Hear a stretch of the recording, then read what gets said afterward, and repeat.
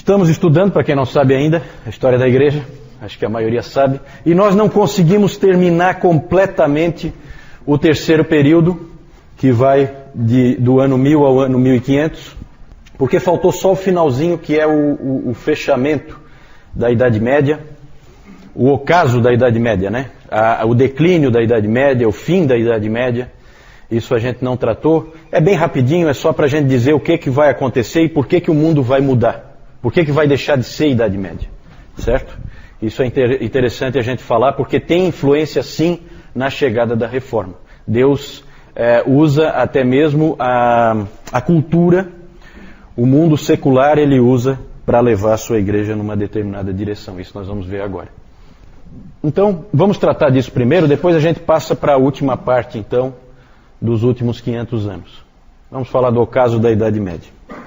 Gente, a Idade Média é uma das coisas que talvez vocês tenham percebido, e que é uma coisa única sobre a Idade Média, isso nunca aconteceu, a não ser na Idade Média, é o que se chama de síntese da Idade Média. Síntese. Tudo é unido. Na Idade Média, tudo é uma coisa só. A teologia e o conhecimento humano andam juntos. A cultura anda junto com a igreja.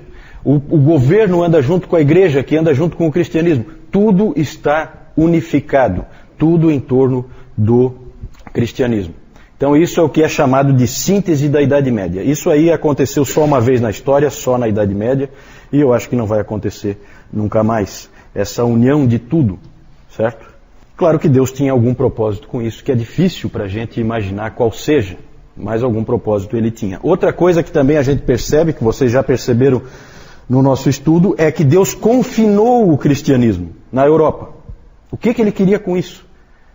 Certo? Ele fez o cristianismo nascer lá na Palestina, e aí ele confinou o cristianismo na Europa, fez surgir os muçulmanos, vocês lembram? As cruzadas tentaram libertar os muçulmanos, foram um fracasso, e acabou então ficando confinado na Europa o cristianismo. O resto do mundo não conhece o cristianismo nesse período que a gente está estudando. Também Deus tem algum propósito com isso, e lá Deus vai fazer coisas impressionantes, como a gente vai ver hoje. E uma coisa muito interessante ocorre para que haja o fim da Idade Média e a quebra da síntese. É a chegada do Renascimento. Renascimento ou Renascença. Por que Renascimento? Porque as pessoas daquela época, no final do século, lá pelo século XIV, XV, as pessoas começaram a perceber que o ser humano tinha perdido alguma coisa. Que na antiguidade havia muita coisa boa que se perdeu durante a Idade Média. E que havia a necessidade de voltar àqueles tempos gloriosos, de pelo menos resgatar alguma coisa daquilo que a humanidade tinha conquistado naquele período que antecedeu a Idade Média, o período do Império Grego, do Império Romano, e toda a produção da filosofia, todas essas coisas que a gente sabe que existiam antes da Idade Média. Com o Renascimento começa-se a prestar mais atenção no homem. Sempre quando se fala em Renascimento, pensem em uma atenção ao homem, ao ser humano. Durante a Idade Média o ser humano ficou muito esquecido. A teologia ficou tão forte que só se falava em Deus e se esquecia o homem. E a intenção de Deus não é essa. A intenção de Deus é que Ele e o homem tenham comunhão. Foi para isso que Ele criou esse lugar aqui e colocou o homem como Senhor sobre a sua criação. Na teologia começam a surgir nomes que a gente não vai estudar, mas que eu vou citar só para que não fique em branco. Nomes como Guilherme de Ockham, nomes como Gabriel Biel. Esses homens, eles começaram a prestar mais atenção aos indivíduos, menos nas generalizações e mais nos indivíduos. A teologia escolástica sempre se preocupava muito com generalizações. Essa época da Renascença, nós já vimos isso no domingo passado, era uma época de crise na igreja, certo? Nós vimos que houve lá o cativeiro babilônico da igreja, em que o Papa foi para Avignon e era controlado pelo rei da França. Nós vimos que chegou a ter 2 papas, nós vimos que chegou a ter 3 papas, nós vimos o baixo nível moral, teológico, o baixo nível em todos os sentidos do papado e de toda a estrutura da igreja. Então era um momento de igreja em crise, muitos absurdos acontecendo. se dizia que havia falha em reformar a cabeça e os membros. Então havia uma preocupação muito grande em reforma, porque a igreja estava totalmente destruída. É como uma casa caindo aos pedaços, que você vê que há necessidade de uma reforma, mas que às vezes está tão mal que você não sabe nem como fazer essa reforma. E era mais ou menos assim que a igreja estava. As pessoas sabiam que precisava de reforma na cabeça e nos membros, ou seja, no clero, na liderança e também nas pessoas que faziam parte da igreja. A vida diária era uma vida terrível. O século XIV é um século terrível. As pessoas viviam em meio a guerras, como a Guerra dos 100 Anos entre Inglaterra e França, viviam em meio à peste, né? É a era das pestes, que vocês já devem ter visto em filmes, as pessoas morrendo. Na peste negra morreu metade da população da Europa. E o Stephen Osment, ele disse o seguinte: como nunca antes, nem mesmo durante o colapso do Império Romano, o povo ocidental andava pelo vale da sombra da morte. É uma época de desespero, é uma época em que você não tem perspectiva nenhuma de vida, uma época realmente muito ruim, período terrível, e a vida não fazia nenhum sentido. E ali, nesse contexto, então, surgiu o Renascimento. Ele começou na Itália, no século XIV, se fortaleceu no século XV e foi para o norte, mais ao norte da Itália, no século XVI. Exatamente mais ao norte da Itália e no século XVI que nós vamos ter a reforma. Então o Renascimento ele tem ligação com a reforma e nós vamos ver isso com bastante clareza hoje. No movimento do Renascimento, então, aquela vontade de voltar a épocas mais gloriosas, a épocas em que houve uma preocupação maior com as pessoas, então surgiu esse slogan que eu coloquei aí, ad fontes. Os intelectuais começaram a dizer, nós temos que voltar às fontes, nós temos que voltar ao conhecimento antigo. E aí houve novamente um interesse pelos escritos dos antigos, pelos escritos de Homero, pelos escritos de Platão, pelos escritos de Aristóteles, pela própria Bíblia, pelos manuscritos da Bíblia, os mais antigos, um desejo de voltar às fontes originais. Aí, com isso, se fortaleceu o estudo das línguas, se fortaleceu o estudo das literaturas, e aí surgiram os humanistas. Depois nós vamos falar um pouquinho mais dos humanistas, certo? Humanistas, depois eu vou explicar melhor, não tem o mesmo sentido que tem para nós hoje, certo? Hoje para nós tem uma conotação negativa, não é esse sentido o que havia naquela época. Também passou a haver um interesse maior na retórica, na beleza da linguagem, de novo um interesse em escrever de uma maneira mais bonita, mais atraente, não aquela coisa morta do escolasticismo que nós vimos no domingo passado.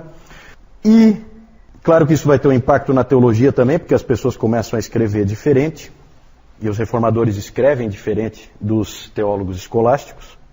Mudam também as artes, muda a arquitetura, o homem volta a ter valor, então começam a surgir construções, né, Adriana? Começam a surgir nessa época construções com proporções humanas, então você começa a ver capelas com alturas mais adequadas ao ser humano, certo? Porque antes disso, na Idade Média, se fazia catedrais gigantescas em que o pé direito era absurdo, como dá para ver ainda hoje, para dar aquela ideia de que ali é um lugar em que Deus está, então é colocado bem lá em cima. Isso mudou, houve transformação nas artes, houve transformação na arquitetura. Depois vou mostrar alguns exemplos para vocês. O exemplo melhor para a gente fixar é a estátua de Davi do Michelangelo. Porque o que o Michelangelo fez quando ele fez aquela estátua de Davi? Ele fez um homem com uma cabeça e mãos desproporcionais. Claramente desproporcionais. Isso é proposital. Certo? Por quê? Porque ali há o quê? A valorização, novamente, do ser humano. No seu intelecto e na sua capacidade de produzir. Certo? Não pensemos, como algumas pessoas pensam, que os humanistas e que o renascentismo era anti-Deus. Ele não é anti-Deus. Ele é a favor do homem. Ele não é contra Deus. Certo? Algumas pessoas elas confundem o renascimento com o iluminismo. O iluminismo, esse sim, esse a gente pode dizer que foi um movimento contra Deus. O renascimento, não. Vamos ver aí algumas ilustrações. Na Idade Média, por causa do clima que as pessoas tinham, a arte era comumente era assim, ó. Muitos esqueletos, era comum ter a dança da morte, Por quê? Porque era a época da peste. Ali uma foice, né, para ceifar vidas. Então só pela arte você já tem uma ideia de qual era o clima dessa época, antes de vir o Renascimento. Com o Renascimento muda bastante. Tenho aí, eu não entendo de arte, mas a gente conhece, né, algumas obras renascentistas. Ali em cima então o Michelangelo, né, uma figura dele aí. Ali é o que eu falei no domingo passado, né, que o Michelangelo, quando pintou isso aqui na Capela Sistina, que é a pintura do julgamento final, o único livro que ele tinha com ele eram os sermões do Savonarola. Então se diz que essa pintura é uma pintura com influência de Savonarola. Ali é interessante, não dá para vocês verem aí, mas sempre tem esses fatos pitorescos, né? Aqui embaixo é São Bartolomeu, e ele está segurando a faca com a qual ele foi martirizado, e na outra mão, aqui no colo dele, ele está segurando a pele dele, que foi arrancada dele, e o Michelangelo colocou a cara dele na pele ali. Então os artistas faziam esse tipo de coisa, né? É interessante. Aqui então a estátua de Davi, eu tinha uma foto melhor, mas essa aqui é interessante. Ah, não deu para ver, né? Que pena. Aqui no cantinho, acabou meio coberto ali, aqui no cantinho tem a cabeça de uma pessoa. Só para vocês terem uma ideia da proporção. Aqui só aparece a cabeça dela, para vocês terem uma ideia da proporção. É enorme essa estátua, gigantesca. E vocês veem que a cabeça dele e as mãos são desproporcionais em relação ao corpo. Bem maiores, bem fora de proporção. Isso é proposital. Claro que quando se fala em Renascença não se pode nunca deixar de falar de Leonardo da Vinci.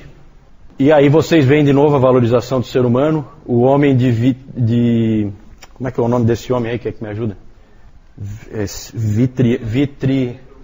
Vitruviano. Obrigado. O homem vitruviano, exatamente. Porque ele usou nesse homem aqui, o Da Vinci, ele usou as proporções que o Vitrúvio tinha dito como as ideais do ser humano, né?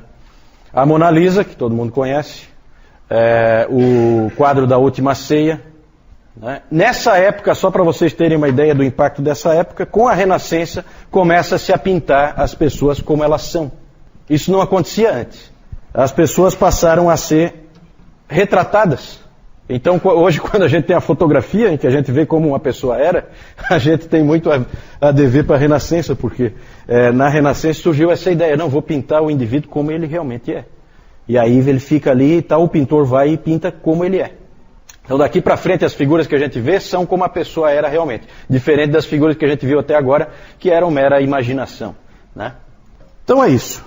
O Renascimento é importante, nós vamos voltar um pouco nele, agora quando a gente vai falar da Reforma e da Igreja Moderna.